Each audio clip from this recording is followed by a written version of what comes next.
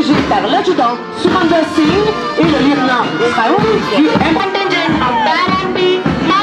Le 29 mai de chaque année, le monde célèbre la journée internationale des casques bleus, ces soldats du maintien de la paix à travers la planète. À Goma, une cérémonie a eu lieu dans les enceintes de la MONUSCO.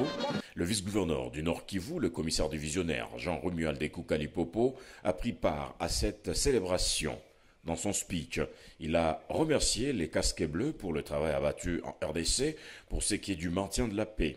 L'autorité provinciale a émis le vœu de voir un nouveau partenariat être scellé entre ces deux partenaires.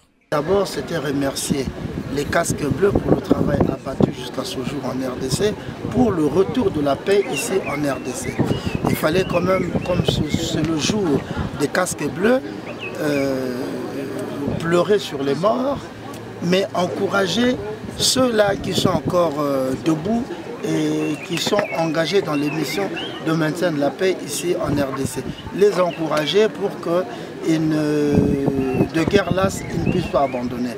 Car notre pays a vraiment besoin de la paix et nous ne pouvons le faire qu'en partenariat avec eux. Les missions de maintien de la paix ne se limitent pas tout simplement à accompagner, à parfois botter en touche certaines opérations, parce que surtout ce qu'on appelle les rules of engagement, donc les mesures qu'il faut prendre lorsqu'il faut engager la force, compliquent souvent le travail des casques bleus. Et en partenariat avec le FARDC.